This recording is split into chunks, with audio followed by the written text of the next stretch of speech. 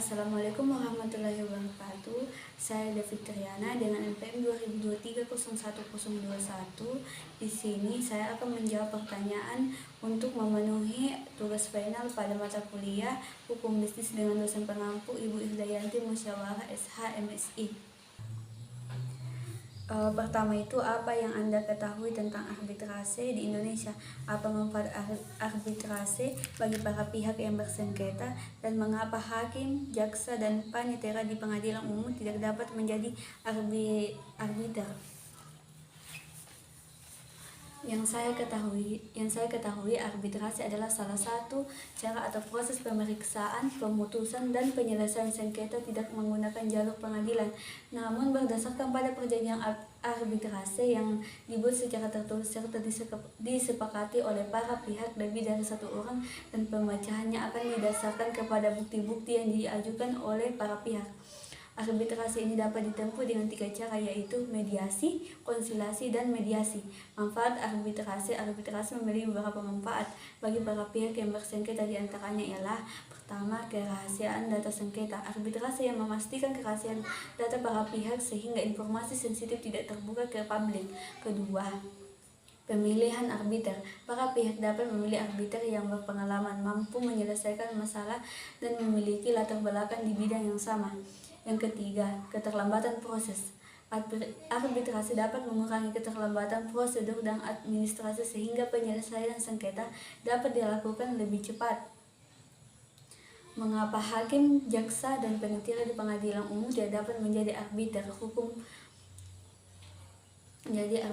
Hukum, jaksa, dan panitera di pengadilan umum tidak dapat menjadi arbiter karena Undang-Undang Nomor 30 Tahun 1999 tentang arbiter dan alternatif penyelesaian sengketa menentukan bahwa mereka tidak dapat ditunjuk atau diangkat sebagai arbiter. Pasal 12 UU 30/1999 berbunyi bahwa orang yang dapat ditunjuk atau diangkat sebagai arbiter harus memenuhi syarat-syarat tertentu, seperti orang yang dapat melakukan pembuatan hukum, berusia minimal 35 tahun, tidak mempunyai hubungan keluarga dengan salah satu pihak yang bersengketa, tidak memiliki kepentingan finansial atau lainnya, atau putusan arbitrase, dan memiliki pengalaman serta menguasai secara aktif di bidang paling sedikit 15 tahun.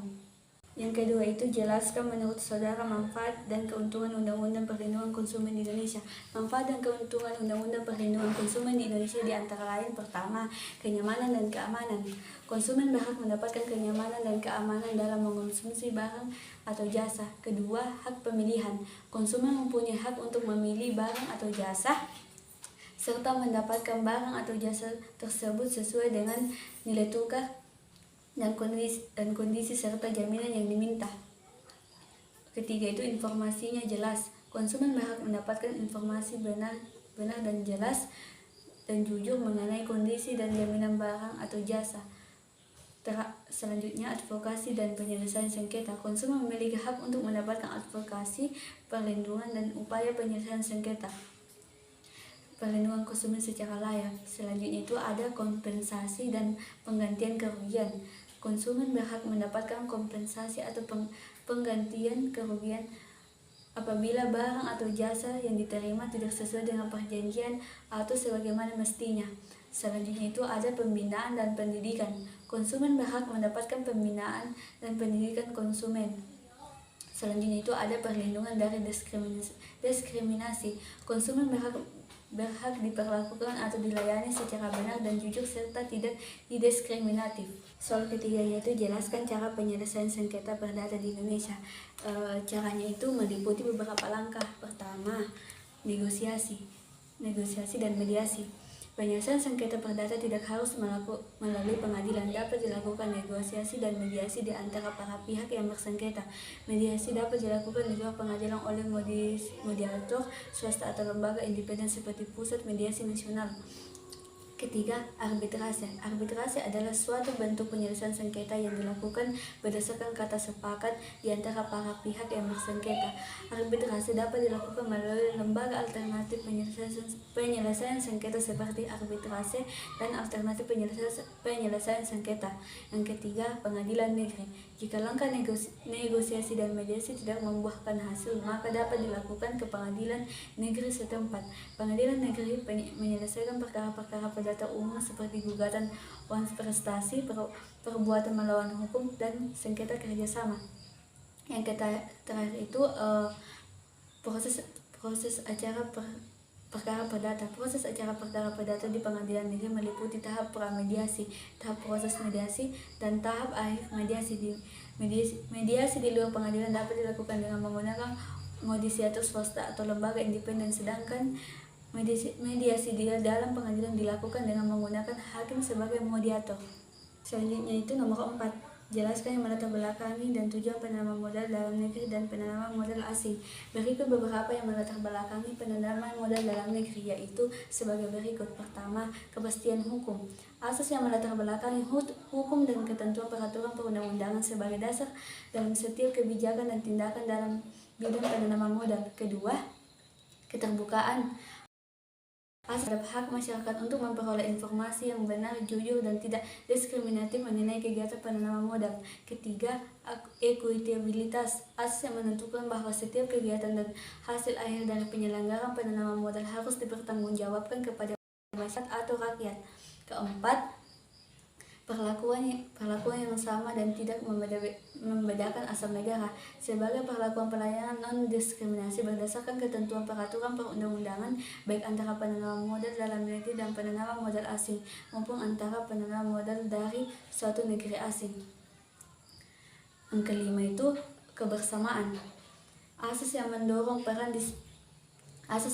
peran di seluruh modal penanaman modal secara bersama-sama dalam kegiatan usahanya untuk mewujudkan kesejahteraan rakyat.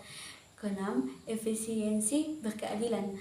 Asas yang mendasari pelaksanaan penanaman modal dengan mengedepankan efisiensi berkeadilan dalam usaha untuk mewujudkan yang adil, kondusif, dan berdaya saing. Ketujuh, berkelanjutan.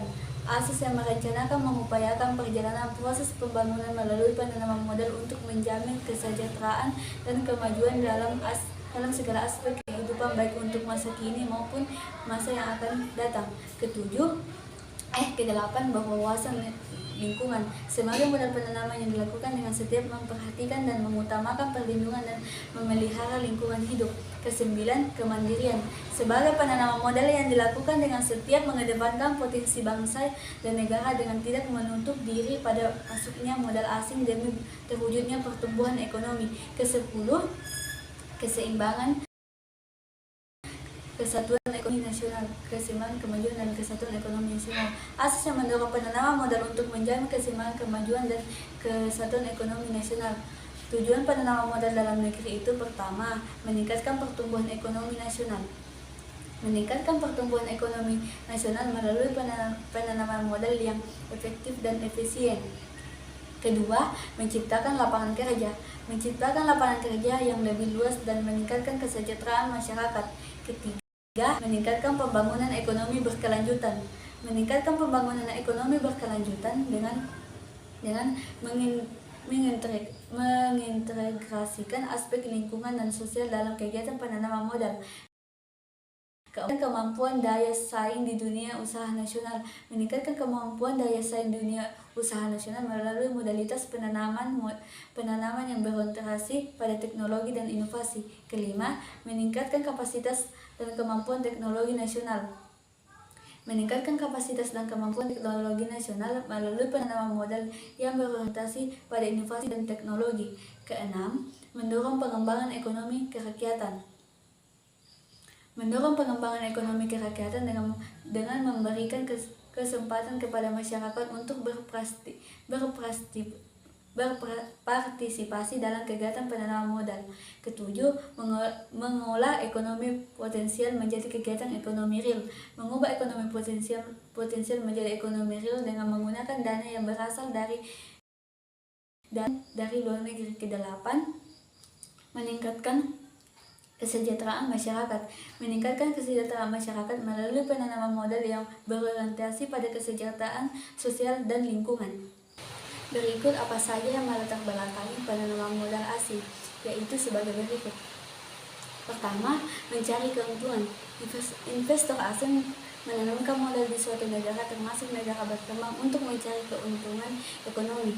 Mereka ingin memperoleh keuntungan dari investasi yang dilakukan.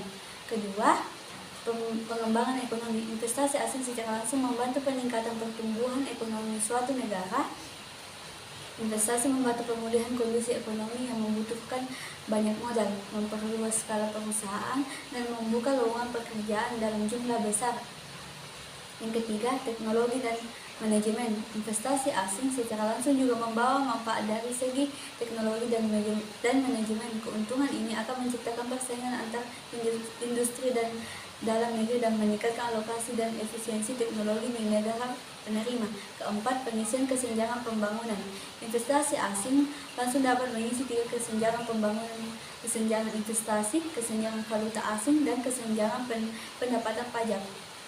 Keseluruhan ini pada akhirnya akan memberikan kontribusi pada pertumbuhan ekonomi di negara tuan rumah. Kelima, korupsi. Korupsi dapat mempengaruhi terhadap investasi asing secara langsung. Korupsi dapat menyebabkan menurunnya tingkat kepercayaan masyarakat dan mengurangi investasi. Tujuan penanaman modal asing menurut Panjaitan dan Sainipa. Tujuan penanaman modal asing adalah sebagai berikut. Pertama, meningkatkan arus modal yang signifikan ke suatu negara. Kedua, mendapatkan keuntungan berupa biaya produksi yang rendah, manfaat pajak lokal, dan lain-lain. Ketiga, membuat motivasi atau mendorong perdagangan sebagai perusahaan lain. Keempat, mendapatkan retur yang lebih tinggi daripada di negara sendiri melalui tingkat pertumbuhan ekonomi yang lebih tinggi, sistem perpajakan yang lebih menguntungkan, dan infrastruktur yang lebih baik. Soal kelima itu, manfaat apa saja yang sudah dapatkan dari mempelajari mata kuliah hukum bisnis? Sebutkan pendapatnya masing-masing. Dari mempelajari mata kuliah hukum bisnis, saya sebagai seorang mahasiswa dapat mengetahui apa saja yang diperbolehkan dan apa saja yang tidak diperbolehkan dalam mendirikan dan menjalankan sebuah perusahaan. Selain itu, saya dapat memahami segala aspek hukum yang berkaitan dengan berbagai kegiatan perdagangan dan perkembangannya, serta meningkatkan wawasan saya untuk kemampuan saya dalam menyelesaikan konflik-konflik yang terjadi di lingkungan bisnis. Soal kelima itu, manfaat apa saja yang sudah dapatkan dari mempelajari mata kuliah hukum bisnis? Sebutkan pendapatnya masing-masing. Dari mempelajari mata kuliah hukum bisnis, saya sebagai seorang mahasiswa dapat mengetahui apa saja yang diperbolehkan dan apa saja yang tidak diperbolehkan dalam mendirikan dan menjalankan sebuah perusahaan. Selain itu, saya dapat memahami segala aspek hukum yang berkaitan dengan berbagai kegiatan perdagangan dan perkembangannya, serta meningkatkan wawasan saya untuk kemampuan saya dalam menyelesaikan konflik-konflik yang terjadi di lingkungan bisnis. Yang dimaksud cybercrime dan bagaimana cara mengatasi jika terjadi cybercrime dalam pencurian situs atau data penting. Cybercrime adalah kejahatan dunia maya yang mengacu pada penggunaan teknologi digital untuk melakukan aktivitas legal seperti penipuan, pencurian identitas, pelanggaran data, dan tindakan jahat lainnya. Kejahatan ini melibatkan penggunaan komputer, jaringan, atau perangkat jaringan untuk mendapatkan akses tidak sah, mencuri informasi sensitif, mengganggu layanan, dan menyebabkan kerugian finansial atau reputasi bagi individu, organisasi, dan pemerintah. Untuk mengatasi kejahatan cybercrime dalam pencurian situs atau data penting, Anda dapat melakukan beberapa langkah sebagai berikut. Pertama, melakukan email dan situs web phishing. Melakukan email atau tautan yang mencurigakan kepada penyedia layanan email dan lembaga terkait untuk menghentikan serangan. Kedua, mengubah kata sandi. Gunakan kata sandi yang kuat dan unik untuk memasuki akun dan pastikan tidak semua orang mengetahui kata sandi tersebut. Ketiga, menggunakan antivirus. Pastikan Anda menggunakan antivirus terbaru untuk melindungi data Anda dari serangan malware. Keempat, dilakukan pembaruan. Lakukan pembaruan sistem operasi dan operasi secara teratur untuk mempengaruhi keamanan dan menghindari bug yang dapat dieksploitasi. Kelima, membuat cadangan data. Buat cadangan data untuk secara teratur untuk mengetahui kerugian jika Anda dicuri. Keenam, menggunakan koneksi VPN. Gunakan koneksi VPN saat terhubung ke jaringan Wi-Fi publik untuk meningkatkan keamanan komunikasi dan melindungi data. Ketujuh, berikan edukasi tentang kejahatan dunia maya kepada karyawan dan mitra bisnis untuk meningkatkan kesadaran dan kewaspadaan. Yang terakhir itu, ceritakan kembali tugas individu yang telah saudara buat secara interaktif. Dalam tugas individu yang dulu saya buat, di situ saya menjelaskan materi tentang perseroan firma. Di situ saya membahas dasar hukum persekutuan dengan firma, pengertian firma menurut para ahli, dan yang terakhir itu jenis-jenis firma yang ada di Indonesia. Baik, itu tadi seluruh jawaban saya untuk memenuhi tugas final pada mata kuliah hukum bisnis. Jika ada kesalahan mohon dimaafkan. Wassalamualaikum warahmatullahi wabarakatuh.